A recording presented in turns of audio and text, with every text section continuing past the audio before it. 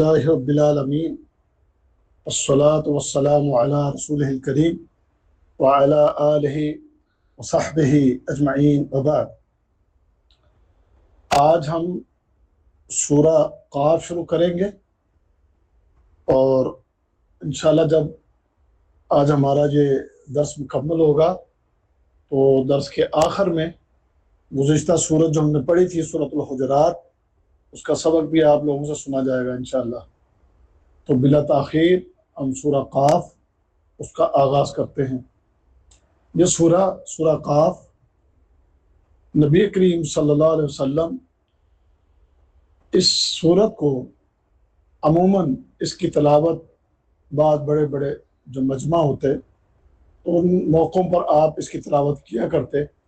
مثال کے طور پر عید کا موقع، یعنی عید الفطر اور عید الاضحیٰ میں پیارے نبی صلی اللہ علیہ وسلم اس سورت کی تلاوت کیا کرتے تھے، اور اسی طرح جمعہ کے خطبہ میں بھی، خطبہ جب آپ جمعہ کا دیتے تو اپنے خطبہ میں بھی اس سورت کی تلاوت آپ کیا کرتے تھے۔ اصل میں یہ سورت ایک ایسی سورت ہے کہ جس میں انسان کی یعنی ابتدائے خلق اور بعث اور نشور، اور اسی طرح قیام اور حساب، جنت جہنم، ترغیب اور ترہیب وغیرہ جو ہیں، ان مضامین پر یہ سورت مشتمل ہے۔ اس سورت کے اندر بڑے اہم مضامین ہیں، تو جس کی وجہ سے نبی کریم صلی اللہ علیہ وسلم خاص موقعوں پر اس سورت کی تلاوت کا اہتمام کیا کرتے تھے۔ اس سورت کا آغاز لفظ قاف سے، قاف حروف مقطعات میں سے، اور حروف مقطعات جو ہیں اس کا علم اللہ ہی کو ہے۔ اس کے بارے میں بعض لوگوں نے بہت سی باتیں اپنی طرف سے بنائی ہیں، لیکن اس کا علم اللہ کے سوا کسی کے پاس نہیں۔ آگے بالقرآن المجید، واو قسم کے لیے، القرآن قرآن، المجید مجید کا معنی ہوتا ہے شان والا۔ والقرآن المجید قسم ہے اس قرآن کی جو بڑی شان والا ہے۔ بل عجبو، بلکہ عجبو انہوں نے تعجب کیا،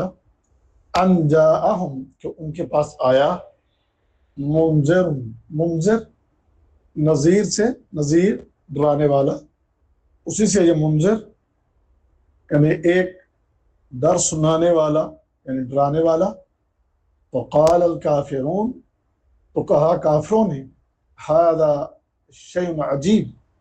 کہ یہ تو بڑی عجیب چیز ہے۔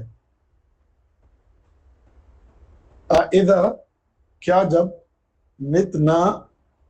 ہم مر گئے، متنا موت، اسی سے ہے متنا موت۔ اذا متنا کیا جب ہم مر گئے، وکننا ترابا اور ہم ہو گئے مٹی، ذالک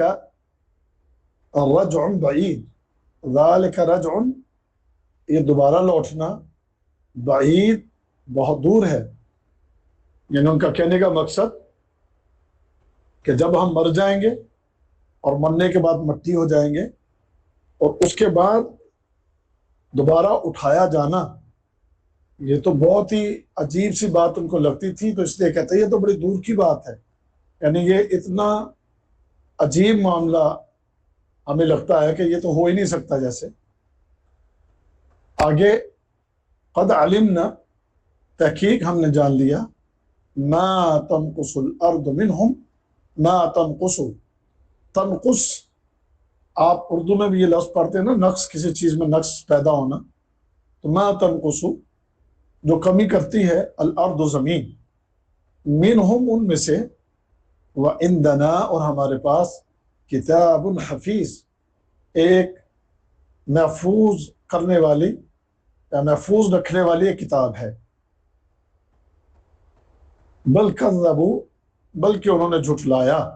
بالحق حق کو، لما جاءہم جب وہ آیا ان کے پاس، یعنی حق جب ان کے پاس آیا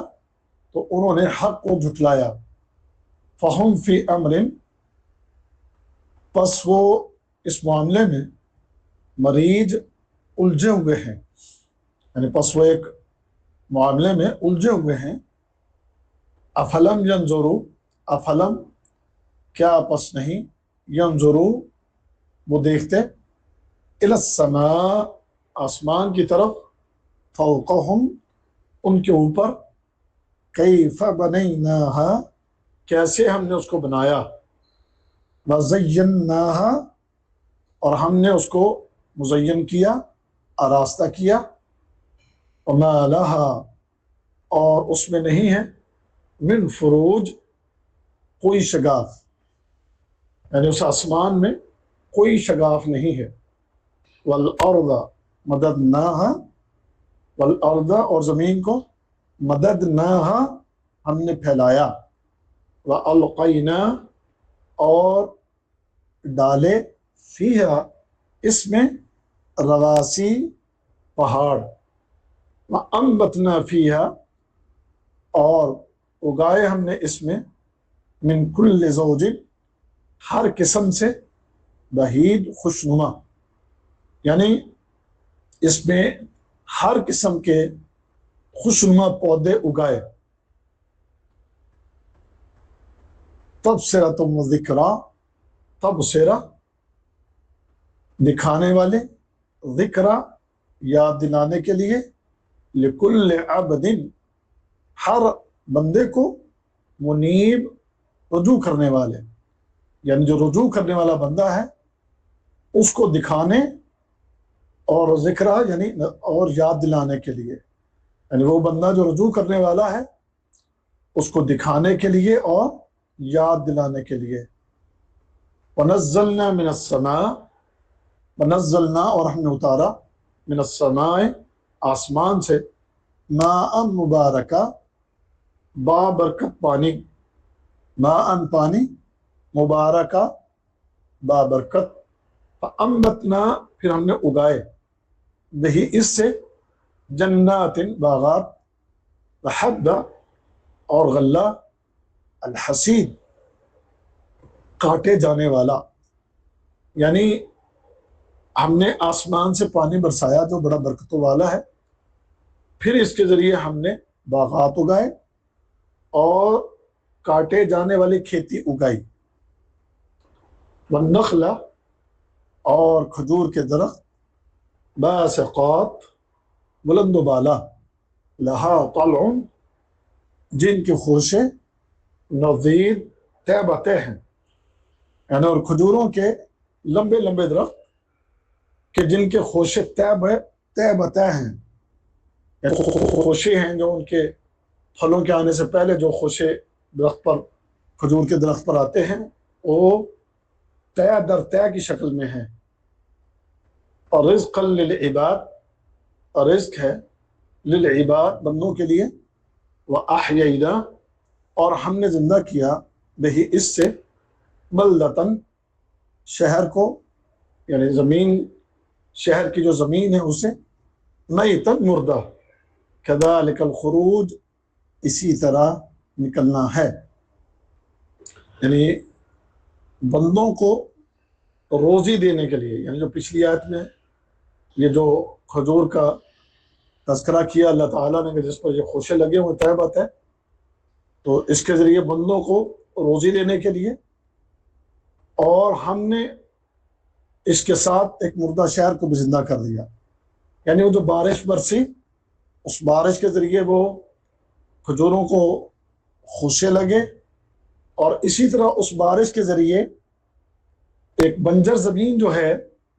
وہ بھی، اس کو بھی زندہ کر دیا۔ کذالک الخروج اسی طرح نکلنا ہے، یعنی انسانوں کا پھر نکلنا جو ہے وہ اسی طرح ہے۔ کذبت قبلہم جھٹلایا ان سے پہلے، قوم نوح قوم نوح نے، واصحاب الرس اور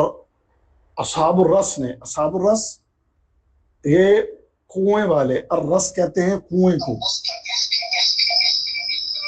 یہ کسی کا مائک کھلا ہے، اپنا مائک بند کریں۔ واصحاب الرس کنویں والے، وثمود اور ثمود یہ مختلف قوموں کے نام اللہ تعالیٰ نے یہاں ان کا نام لیا ہے، اس کی تفصیل ہم بعد میں بیان کرتے ہیں۔ وعاد فرعون و اخوان لوط، وعاد یہ بھی قوم ہے، قوم عاد، اور فرعون و اخوان لوط اور لوط کے بھائی،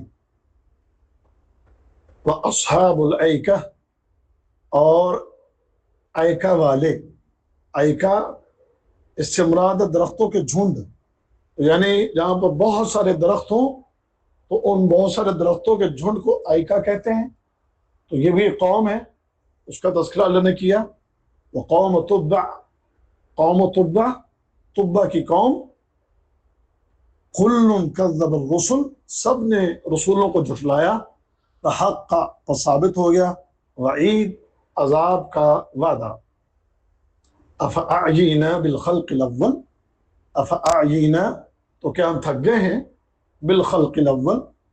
پہلی بار پیدا کرنے کے بعد، بل ہم بلکہ وہ، فی لبس شک میں ہیں، من خلق جدید دوبارہ پیدا کرنے کے متعلق، یعنی دوبارہ پیدا کیے جانے کے متعلق وہ شک میں مبتلا ہے۔ یعنی کیا ہم پہلی دفعہ پیدا کرنے کی وجہ سے ہم تھک کر رہ گئے؟ بات یہ نہیں، بلکہ یہ لوگ جو ہیں دوبارہ پیدا کیے جانے کے متعلق شک میں مبتلا ہیں۔ تو یہیں تک انشاءاللہ کوشش کرتے ہیں تفسیر کرنے کی۔ سورہ قاف، اس کے بارے میں نے بتا دیا کہ نبی کریم صلی اللہ علیہ وسلم بعض خاص موقعوں پر اس کی تلاوت فرماتے ہیں۔ اس کے بعد اللہ تعالیٰ نے والقرآن المجید فرمایا کہ یہ قرآن جو ہے یہ بہت بڑی شان والا ہے۔ اب جب نبی کریم صلی اللہ علیہ وسلم نے یہ قرآن لوگوں کو پڑھ کے سنایا، قرآن احکام پڑھ کے لوگوں کو سنائے، اس کے اندر قرآن حکیم کے اندر ایک تو عقیدہ توحید، پھر عقیدہ توحید کے بعد انسانوں کے لیے ایک اللہ کی عبادت کرنے کا جو حکم، اور پھر اللہ تعالیٰ کی طرف سے مقرر کردہ تمام عبادات کا اہتمام، پھر اسی عبادت کے متعلق اللہ کی طرف سے سوال و جواب کا معاملہ، اور پھر اسی طرح انسانوں کا مرنے کے بعد دوبارہ اٹھایا جانا، پھر قیامت کا میدان، پھر جنت یا جہنم۔ تو اس قسم کے موضوعات چونکہ اس قرآن میں جب بیان ہوئے تو یہ جو مکہ کے لوگ تھے ان کو یہ باتیں بڑی عجیب لگتی تھیں، ان کی بات یہ سمجھ میں نہیں آتی تھی۔ پہلی بات تو وہ عقیدہ توحید کو قبول کرنے کے لیے تیار نہیں تھے کہ سارے الہوں کو چھوڑ کے ایک الہ کو اسے اپنا معبود بنا لیں اور سارے الہ چھوڑ دیں۔ اور پھر اس کے بعد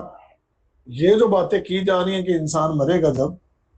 مرنا تو سب کو پتہ ہے، لیکن مرنے کے بعد دوبارہ اٹھایا جانا اور اٹھائے جانے کے بعد حساب کتاب ہونا، یہ بات کہتے ہماری سمجھ میں نہیں آتی۔ تو لہذا اللہ تعالیٰ نے ان کی بات کو نقل کیا، بل عجبوا ان جاءهم منذر منهم وقال الكافرون هذا شيء عجیب، کہ ان کافروں نے بڑا تعجب کیا کہ جب ان کے پاس ڈرانے والا آیا، یعنی جب ان کے پاس محمد رسول اللہ صلی اللہ علیہ وسلم ان کو دین کی بات بتانے کے لیے اور آخرت سے خبردار کرنے کے لیے انہیں آئے، تو ان کافروں نے کہا یہ تو بڑی عجیب بات ہے۔ تعجب اس بات پر ہے کہ اذا متنا وکنا ترابا ذلک رجل بعید، اذا متنا جب ہم مر جائیں گے تو کنا ترابا، اور جب مٹی میں مل جائیں گے تو ذالک رجل بعید، یہ تو بڑی دور کی بات آپ کر رہے ہیں، یعنی یہ بات کہیں قریب بھی نہیں پھٹکتی کہ جو ہماری سمجھ میں آ جائے، یعنی یہ ایک ناممکن بات ہے کہ جس کو عقل قبول نہیں کرتی، یعنی یہ بات ہماری عقل سے بہت دور ہے۔ ذالک رجل بعید، یعنی یہ انسان کا لوٹنا یہ ہماری عقل سے بہت دور ہے، یہ ممکن ہی نہیں ہے۔ تو یہ بات ان کو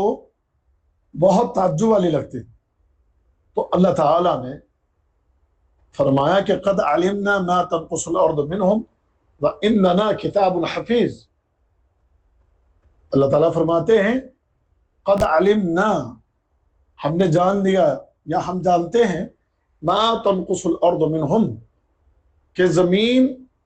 جو کمی کرتی ہے منہم ان میں سے، ہم اس کو خوب اچھی طرح جانتے ہیں، ہمارے علم میں ہے۔ یعنی انسان کو جب قبر کے اندر ڈال دیا جاتا ہے تو وہ قبر کی مٹی، وہ زمین کی مٹی ان کے جسموں میں سے کس چیز کو لے لیتی ہے، کھا جاتی ہے، مٹا دیتی ہے، اللہ کہتے ہیں وہ ہم خوب جانتے ہیں، ہمیں اس کو وہ بڑی اچھی طرح علم ہے۔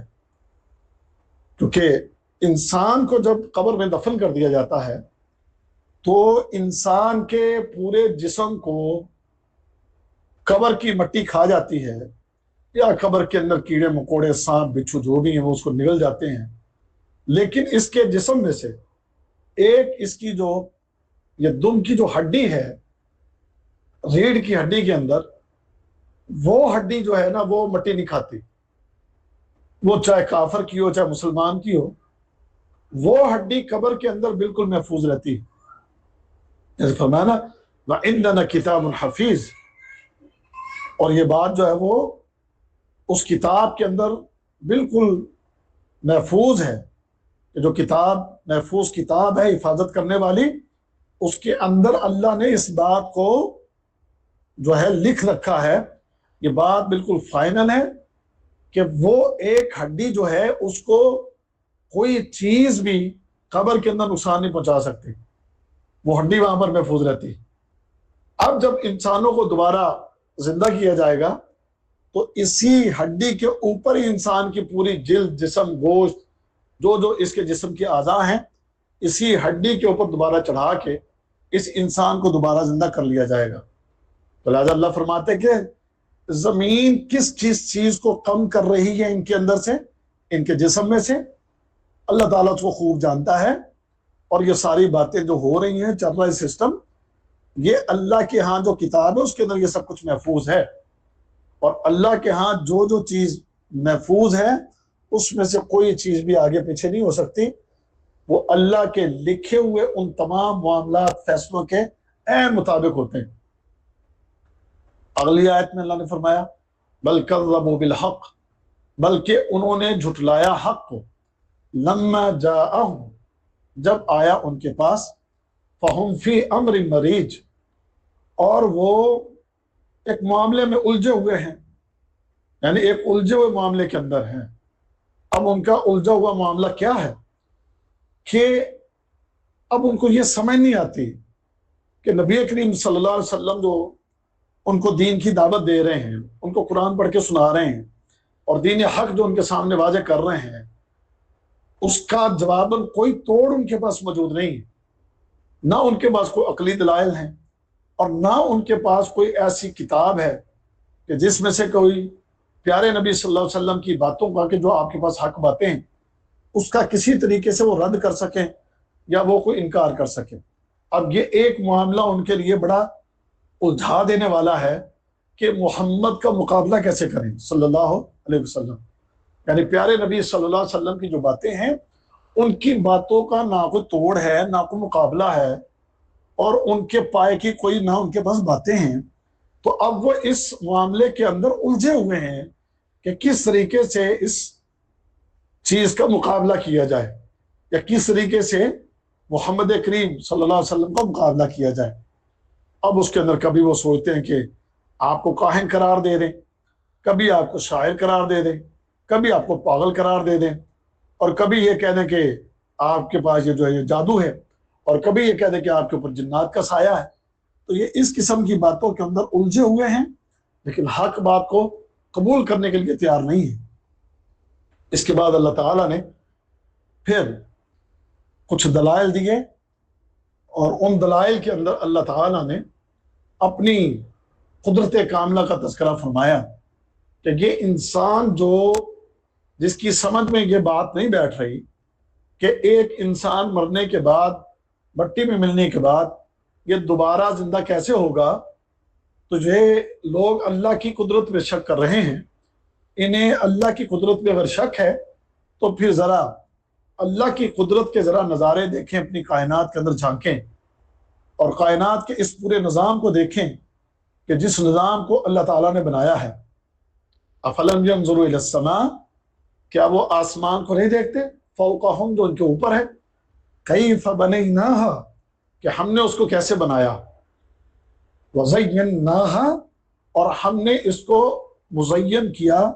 ہم نے اس کو آراستہ کیا، وما لہا، اور اس میں نہیں ہے من فروج، کوئی بھی شگاف۔ یعنی اللہ تعالیٰ نے یہ جو اوپر آسمان ہمارے بنائے ہیں، ذرا اپنے اوپر ان آسمانوں کی طرف انسان ذرا نظر اٹھا کے دیکھے تو یہ آسمان اللہ تعالیٰ کی کمال قدرت کا ایک بڑا عظیم مظہر ہے، ایک عظیم اللہ کی نشانی ہے، کہ جس کے بارے میں اللہ تعالیٰ نے سورۃ الملک کے اندر بھی ارشاد فرمایا نا کہ الذی خلق سبع سماوات طباقا، وہ اللہ کا جس نے 7 آسمان اوپر نیچے بنائے ہیں، ما تری فی خلق الرحمن من تفاوت، تو رحمان کی اس تخلیق میں تو کوئی اس کے اندر کسی قسم کا کوئی نقص نظر نہیں آئے گا، کوئی اس کے اندر کوئی کمی نظر نہیں آئے گی، کوئی اس کے اندر انسان جو ہے وہ خامی نہیں ڈھونڈ سکتا۔ فرجع البصر، ذرا اپنی نظر کو دوڑائیں آسمان کی طرف، هل تری من فطور، اس کو کوئی کمی، کوئی نقص، کوئی شگاف نظر آتا ہے؟ ثم ارجع البصر، پھر اپنی نظر کو لوٹاؤ، ثم ارجع البصر کرتین، دوبارہ اپنی نظر کو لوٹاؤ، تو پھر اللہ فرماتے ینقلب الیک البصر، تمہاری نظر تمہاری طرف لوٹ آئے گی، خاسئا وهو حسین، تھکی ہوئی اور ذلیل ہو کے یہ نظر تمہاری طرف واپس آ جائے گی، لیکن اللہ کی اس تخلیق کے اندر تمہیں کوئی نقص اور کوئی کسی جگہ پر شگاف نظر نہیں آئے گا۔ اور پھر یہ آسمان کتنے سالوں سے، سینکڑوں، ہزاروں، نہ جانے لاکھوں سال سے یہ آسمان اپنی بلندیوں کے اوپر اپنی اسی طرح شان و شوکت کے ساتھ اور اسی طرح اپنی زینت کے ساتھ کے موجود ہیں، نہ اس کی زینت کے اوپر کوئی فرق آیا، نہ اس کی رنگت میں کچھ فرق آیا، نہ اس آسمان کے اندر کہیں کسی جگہ پر کوئی شگاف پیدا ہوا۔ تو یہ آسمان، ذرا اس کو انسان اپنی نظر آسمانوں کی طرف ڈالے اور دیکھے کہ اللہ نے اس کو کیسے بنایا ہے اور کیسے اس کو مزین کیا ہے، اور اس کے اندر کسی جگہ پر کوئی شگاف نہیں ہے۔ یہ ہمارا جو آسمان کا نظام ہے، دور حاضر کی آپ کی سائنس، اس نے آسمان میں موجود جو کہکشائیں ہیں، اس کا دور حاضر میں اس کے اوپر بہت زیادہ اس کے اوپر کام ہوا ہے، اور خاص کر آپ کی سائنس، ماہر فلکیات، انہوں نے بڑے بڑے عجیب و غریب قسم کے مظاہر، اللہ کی قدرت کے کمال منظر انہوں نے دیکھے ہیں، اور انہوں نے اپنے کتابوں کے اندر ان چیزوں کو درج کیا ہے۔ اپنی ریسرچ کے اندر انہوں نے اس کو جب دیکھا کہ یہ کائنات کے اندر، یہ ہماری زمین تو ایک بالکل چھوٹا سا سیارہ ہے، اس زمین کے مقابلے پر آسمان کی بلندیوں کے اندر بہت سے کہکشاں ہیں، اور کہکشاں، ایک کہکشاں ہی اتنا بڑا ہے، کہکشاں یعنی یہ آپ کی گلیکسی جو ہے، یہ اتنا بڑا ہے کہ اس کے اندر یہ جو ہمارا ایک سورج ہے، اس ایک سورج کے جیسے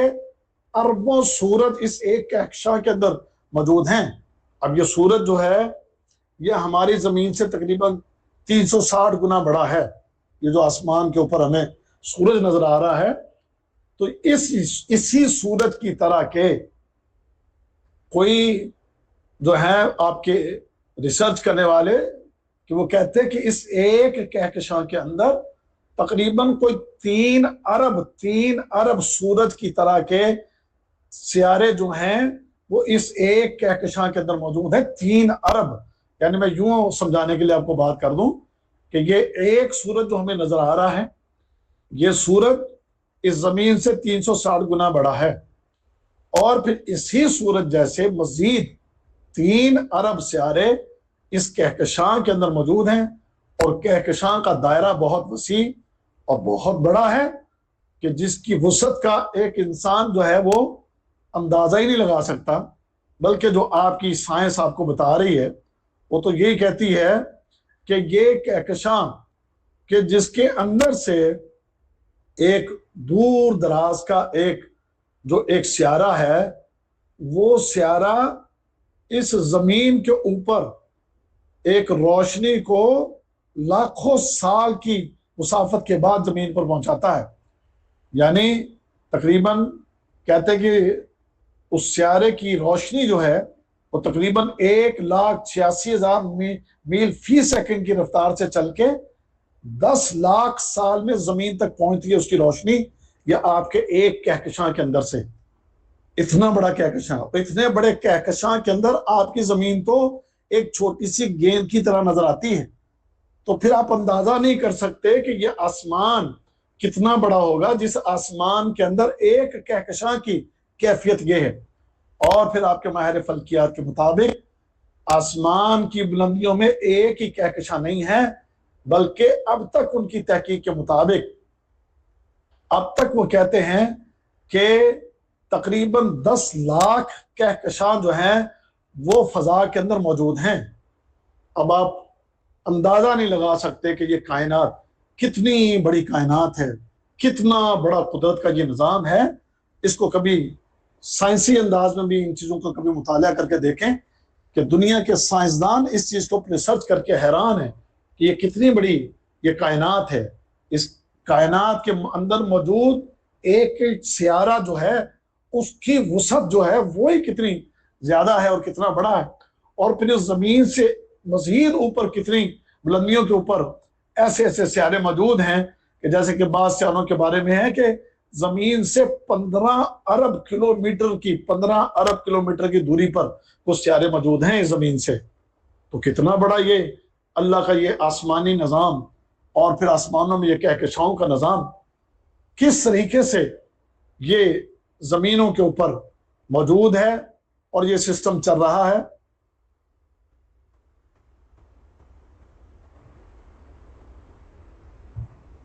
جی آواز نہیں آ رہی میری؟